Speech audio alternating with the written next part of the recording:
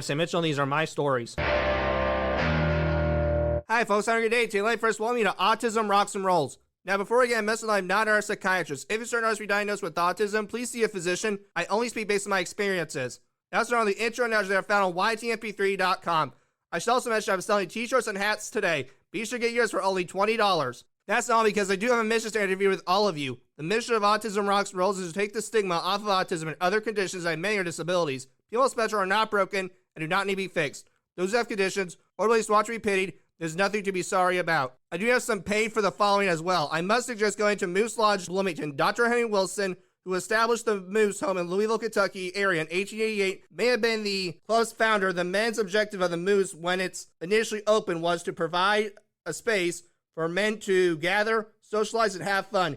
You can partake in a variety of activities at their nearby lodges, either alone or with other people. The Moose also hosts a range of activities including athletic events, holiday get-togethers, musical performances, and fine dining. Check it out for yourself now. And there are some people I'd like to thank. First, I must thank my previous guest, Mark Capone, aka Muhammad Hassan, and C332, Adapting to the Classroom with Mark Capone, also known as Muhammad Hassan, for more information. But what a story he has. Thank you, Mr. Capone, for coming on. You tell your students I said hi. We have another Autism Digest interview out, this time ARAR for Kay McElvin at C305, Movie Mouse with Kay McElvin. For more information, interviewing my friend Buff Bagwell at C237, Buff Up for Buff Bagwell for more information. Great job, guys. My mother, and see if I meet my mother for more information, has a new Autism Rocks and Rolls It's Okay spinoff episode out. The episode is a parody of Overthinking 708. Thank you for more information. Be sure to check out the incredible interview she did with ARAR friend Sue Day. Join me as I interview former WWE and WCW wrestler Bill DeMott. He is well known for his role as Hugh Morris in WCW and his performances under his real name with the WWE. He was simply employed as a jobber to the WCW stars, but in late 2000 and early 2001, as the promotion was fading, he had championship success and won the WCW United States Heavyweight Championship twice. Mr. DeMott has since left the ring and become a trainer for the organization's Tough Enough program, where he gained notoriety for managing trainees in a harsh and continuous manner. Help me welcome the athletic yet inspiring Bill DeMott to Autism Rocks and Rolls. Mr. DeMott, how are you doing, my friend? I'm doing great, buddy. How you doing? Thanks for that intro, man. Good to see you. Not a problem, my friend. So my first question to you is, what does running a nonprofit organization supporting your daughter, who unfortunately passed away, mean to you? Thank you for speaking of her. I'm always appreciative when people bring up Keri Ann. Keri Ann was my middle daughter in 2015. She was taken by a repeat drunk driver, a DUI offender. We started a nonprofit because no one knows my daughter better than my wife, myself, and her brother and sisters. And it'll be 10 years in October since Keri was taken, and we've been working nationwide. The foundation has branched out from just a little mom and pop nonprofit. And for people who don't know, and I know you know this, becoming a 501c3 nonprofit is not an easy task. You know from the great foundation that you guys are running, it's a lot of work. So what happened is I stopped working and took over the foundation 24 hours a day, 7 days a week. At almost 10 years, we have a victim services program where we work with families that have been affected by drunk, impaired, distract driving. I think the number's up to about 250,000 plus students to date. We're blessed,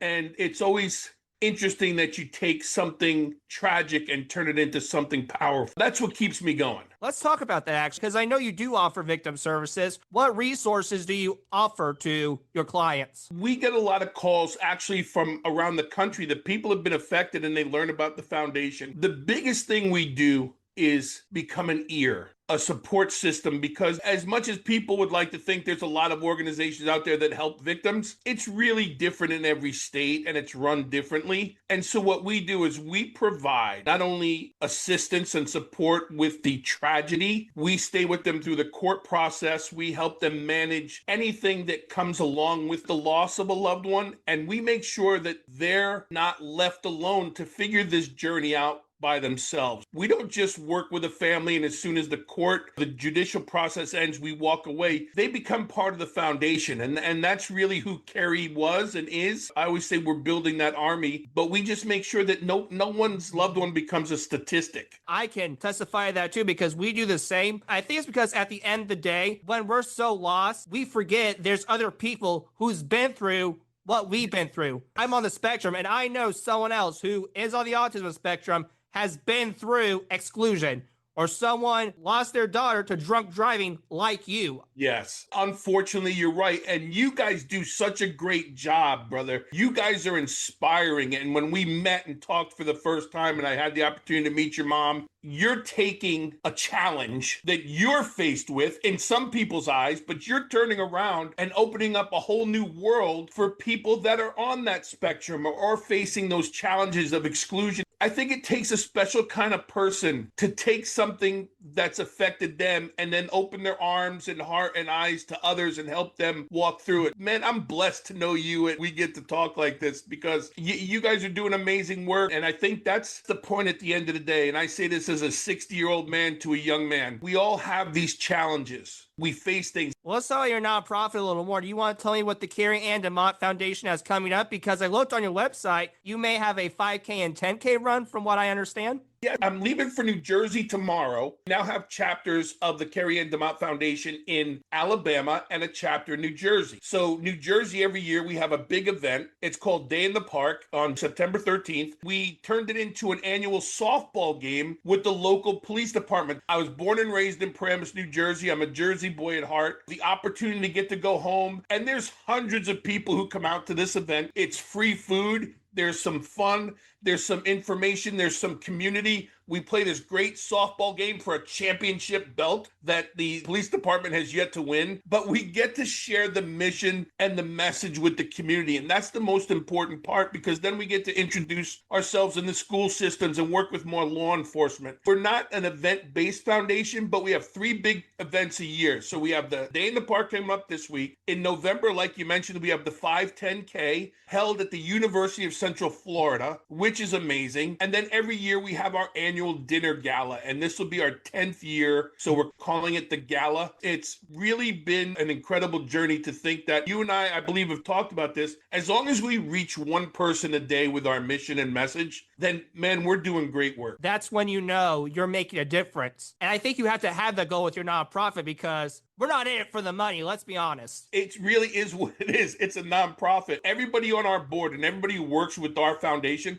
is 100% volunteer. That includes my family. It's not about a paycheck. It's not about getting notoriety. It's about doing those things and somebody remembering something we said or did and then passing that on. Just like you guys, we're changing lives and we're saving lives, and there's got to be a positive outcome. Otherwise, you and I would both be sitting in corners just feeling sorry for ourselves. I agree with that, my friend. But speaking of WWE, one of the accomplishments I know was the WCW United States Championship. How did you feel when you learned you were going to be a United States champion for WCW? Back then, we had all the biggest stars in wrestling there. You had Hogan and Savage and all these great people, and Sting and Luke and Goldberg and Ric Flair. And I mean, the list goes on and on. The time when I found out that I was going to have an opportunity to wrestle for this championship, I thought that was the coolest thing ever. Come to find out, not only did I win it, I won it twice. And that meant a lot to me. I know people, though, it's sports entertainment and it's wrestling and it's just that fake word gets thrown around, but we do that 300 plus days a year back then. And that's our life. And to have acknowledgement in the sport of professional wrestling that, hey, for this moment, you're the guy, was just incredible. And 60 years old, it's one of my favorite memories. And actually, this has led me to a question I've always wanted to ask wrestlers. So what I've noticed is reporters have always asked, is wrestling fake? Sometimes that makes a wrestler mad. I'm just wondering, and I mean this in the most politest terms, why is that the case? Because not a lot of people can connect with getting hit constantly, repeatedly in the face or kicked and doing all the things we do. And I'll say it like this. This is controlled chaos. And even at this day of sports entertainment, we do our very best to make sure that everybody gets out healthy and safe, because don't forget, we have to do this again in the next town. And I'll say this, if it's fake, how did WWE just sell for $9.2 billion?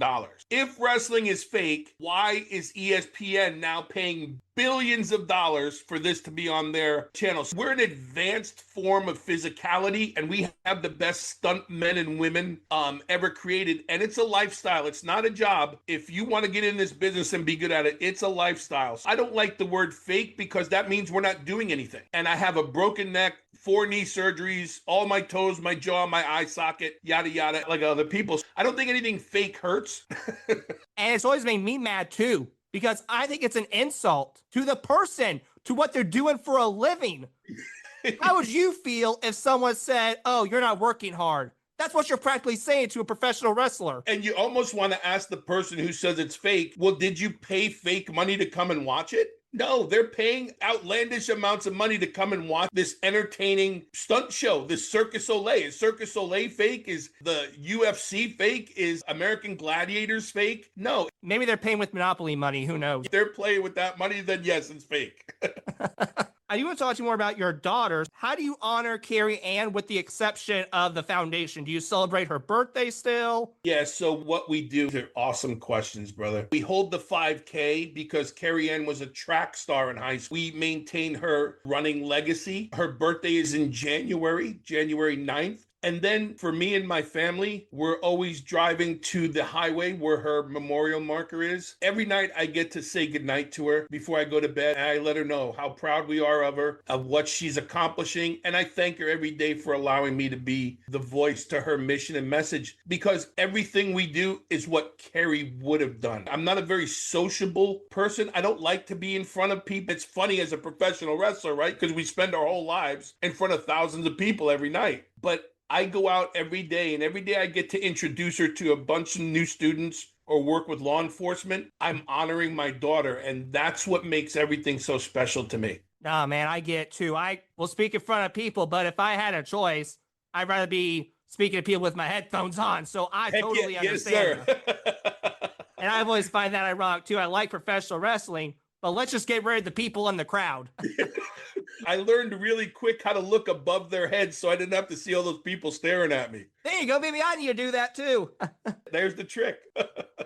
There is something you say on your nonprofit, and I want to know what it means to you. No more empty seat. We coined the phrase, and hopefully, big news on this. We own that phrase, so it'll be trademarked, and that should all be done very soon. Why I started the No More Empty Seats was there's a seat empty in the classroom. There's a seat empty at church. And most importantly, when something happens because someone was taken due to drunk, impaired, distracted driving, there's now an empty seat at the dinner table. So we want no more empty seats. We want to put an end to this epidemic that a lot of people don't want to talk about. So when we come out and you see everything we have and we branded everything, no more empty seats, and our hashtag is everywhere we go and people say it, it's a remembrance. Hey, wow, Coach Bill talked about that at the presentation, and I don't want an empty seat because of something I did. And it's really all about decisions that, it's the decisions we make and how they affect other people. And if we can realize that my decisions would cause someone not to be in their chair at the dinner table, then that really makes me think twice about what I've done or what I'm about to do. You did also work with Hulk Hogan, and from what I heard, there's a story where you got his blessing. You want to tell me about that story? Hulk just passed away last month, and always depending on who you talk to or what you do as far as the internet and news sites and all these things,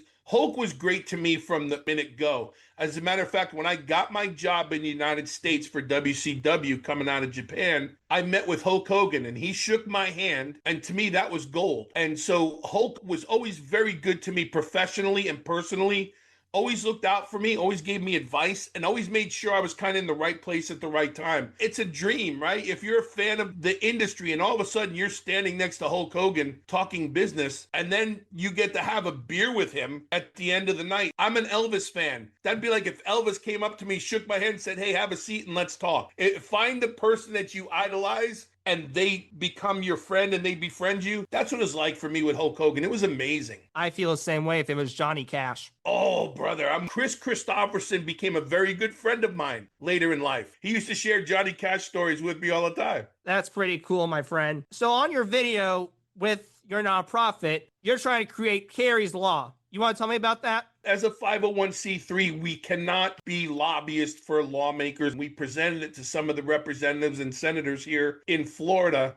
and it simply asks for accountability. Because if you look at any law as it deals with DUI, it's different in every state. Not only every state, it's different in every county in that state. So ultimately, we want to put an end to this epidemic. People felt the same way about cigarettes for years and years and years, and then finally said, okay, this is what we got to do. Well, Keri's law for us means there's no more excuses. You'll see on the background, there's no legal limit. Drunk driving's drunk driving. There shouldn't be a second chance for repeat offenders, because if you look at every drunk driving or impaired driving case, half of them are caused by people who have done this before, got a slap on the wrist, and we're allowed to do it again. And we're just going to keep working with legislator and legislation nationwide, by the way, to make sure that we make a change for the better, because we have an epidemic. It's one that we can control. As much as people want to fight the fentanyl epidemic and fight all these epidemics that we have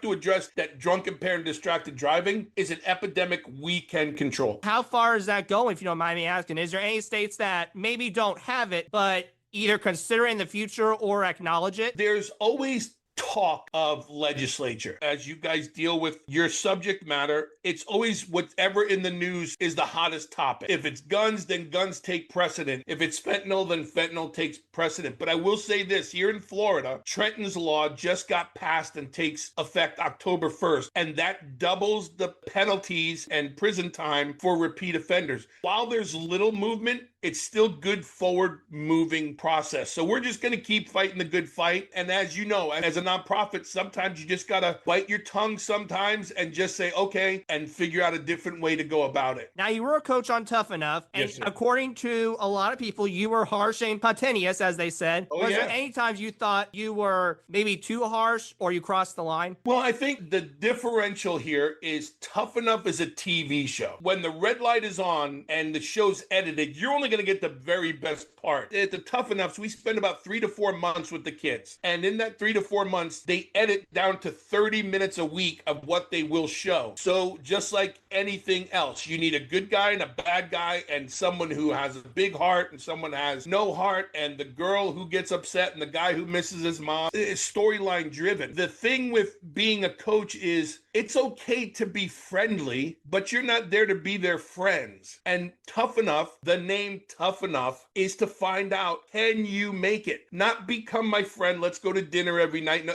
all great people. All the ones that have stuck through it are very successful at what they do. And as a coach, whether it's football, baseball, basketball, Olympic soccer, Olympic this, the coach is always the guy who gets blamed for the unrest, the uneasiness. I know my role as a Tough Enough trainer. I did it better than anyone else. And unfortunately, with that success comes some backlash. Right. I actually had my previous guest, Mohammed Hassan or Mark Capone. And Great guy, yeah, but he had backlash with his character. And so here was a guy who did the job he was asked, and he did it very well, and he paid the price. How much success did he have? He had to be taken out of the whole business because they couldn't do anything else with him because they put him in that one box of character. But here was a great guy, paying his dues, great athlete, good-looking kid, smart kid. I'm happy to hear that he's doing well after that. But going through it, it's a lot of chess game, and you have to figure out what works best. The perfect example of a guy who did his job, did it great, and then got labeled as a certain thing. I'm glad he has success because he really does deserve it. Yeah, and he's a great guy, and I think he's teaching now, right? He's an HR employee at a school district. Yeah, man, and that's awesome. I've always said people are going to like you, not like you. As a coach, your job is to make sure that that person in front of you is successful in whatever they want to do. I had no hand in Mark's success. I'm just happy that he's successful, he's healthy, and he's happy. That's all you can ask for. So you were in, I would say, 2 corny WCW factions, the Dungeon of Doom and Misfits in Action. Was there any time where you did do this, but you kept your mouth shut, but you thought, oh, this is ridiculous, or this is so stupid, or this is really corny. So I thought the name The Dungeon of Doom was a little hokey, but if you look at all the men that were in it, they were there for a reason. Now, at that time, if you go back, we were the Dungeon of Doom fighting Hulk Hogan and the greatest American wrestlers in the world, Sting and Savage and Luger. So they needed big guys to beat up, and that was our job. Like, we were the villains in the movie, and so they put us together. It was a great introduction into the company for me because I started working with the top names in the business right from Jumpstart. Now, the Misfits started out to me as a joke, but we did really well, and we had a good chemistry, and the people loved us because we were a little bit of comedy and we were relatable, and we got to have fun with the crowd, and that's the entertainment part of it. I'd like to think we took two very hokey, goofy kind of things and got a lot of success out of them. And at the end of the day, if you're doing your job and you're successful, something else comes out of it. So with the Dungeon of Doom, I got to want to become Hugh Morris, the general erection thing, then into Bill DeMott, United States champion, which got me hired by the WWF and then led to Tough Enough. Through goofiness sometimes comes the silver lining, but I will say this, I had a lot of fun, man, because sometimes you just can't take yourself that serious. You made the best out of something ridiculous, and those people who can do that are the geniuses in the room. Yeah, thank you. Just try to figure out, okay, this is what they want. I can be negative and say I'm not want to do it or not put my heart into it, or dive all the way in and go, okay, let's make the best out of this. Retrospect, it turned into a 32 plus year career, and I got some great memories. I made a lot of good friends, and till this day, when I see the fans or someone at a convention or a seminar or a foundation event and they come up and we talk a little bit of wrestling, man, that's the greatest part of the whole thing. Now we'll wrap her up here. These are just for some fun questions. So, Mr. DeMott, what is your paradise meal or favorite food, and why is it your favorite? My favorite food is I make a pasta sauce. I call it gravy. Some people call it sauce. I make a spaghetti sauce. My favorite meal is pasta. And I take it back. My second favorite meal is pasta. My first favorite meal is cold pasta the next day. Leftovers, you gotta do something with them. I mean, why do we have Thanksgiving leftovers the next day? Yes, sir. What is your favorite movie or TV show, and why do you like it? I go to bed every night listening to Everybody Loves Raymond because it's so relatable coming from the old school families and how people interacted. And it just makes me chuckle because I understand that it's not real, and it just takes me away from all the hustle bustle of the day. So I love Everybody Loves Raymond, and anytime you put a John Wayne movie on, I'm going to watch it. Quick note though, the old man I think is the best character. Was he the best ever? He reminds me of my grandfather. See, you connect with it, right? Because it's somebody you know who acts like that. So you go, I'm watching this. What's your favorite vacation I've ever taken? Why did you enjoy that vacation very much? We used to travel. I'm blessed to have the same friends that I've had from high school and growing up. So at 60 years old, we got together every year, no matter what, and we went to the Outer Banks. So my favorite vacation time was always getting together, taking my family, getting together with the other families, and spending 10 days in the Outer Banks in this humongous house and just doing nothing but laughing, talking, and relaxing. That's sometimes the best vacations is the ones where you don't go do anything at all. Yeah,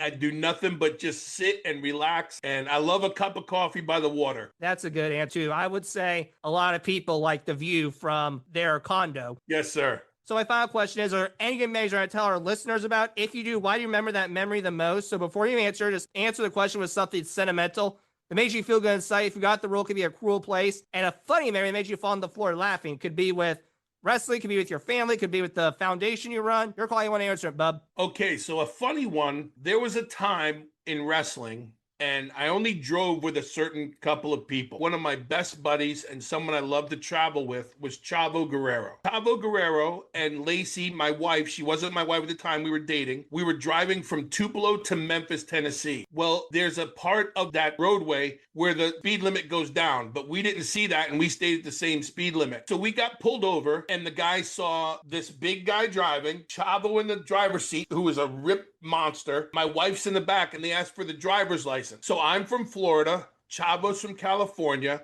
My wife at the time was from Iowa. So the guy says, where are you going? We said, we're going to the airport. Well, who do you work for? We work for Vince McMahon. He goes, get out of the car, because he thought I was being a wise guy. Long story short, they bring a bunch of other police cars because when we got out, they saw the size of us, and they brought a drug-sniffing dog to the car. And right before they let the dog loose, Chavo said to the officer, if your dog eats my donuts, I'm going to be mad as hell. And I started laughing. The other cops started laughing, and they forgot about the whole thing and they let us go. Probably something sentimental to me that stayed with me. When my first daughter was born, Casey, I had 2 more months before her due date and I was going back to Japan. As soon as I landed in Japan, she was born 2 months early and I missed her being born. So she was a preemie and she was born at just over 3 pounds. I finally got a flight a week later, back to Japan. Now think back, this is 1993. So it wasn't like flights every day. So I finally got home and Casey spent a month in the hospital in an incubator. And I sat there every day, this big 350-pound man with a mohawk in the hospital with this little bitty 3-pound baby. It's just something I'll never forget. It just stays with me. The day I look at her, I remember that little baby. It's just something I hold dear to my heart and just so thankful that everything turned out the way it did. Okay, I have to ask, does Chavo Guerrero have a similar personality to Eddie Guerrero? Or are they like polar opposite people? They're the same guy. Every Guerrero is the same guy.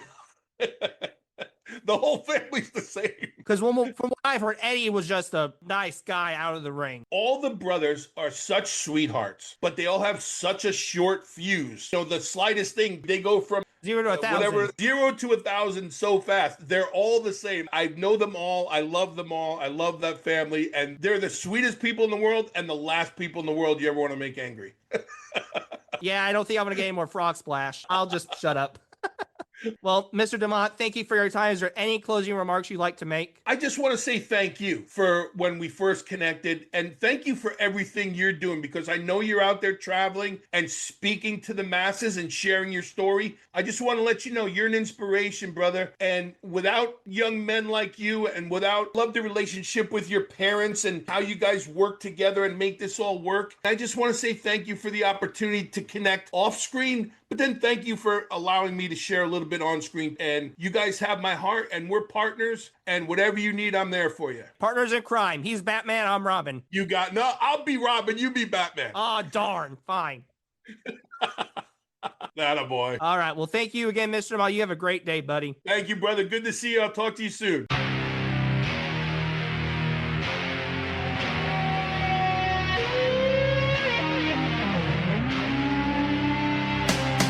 Thanks for joining for this episode. Please tune for another episode coming very soon. I hope you enjoyed listening to me ramble. Thank you very much.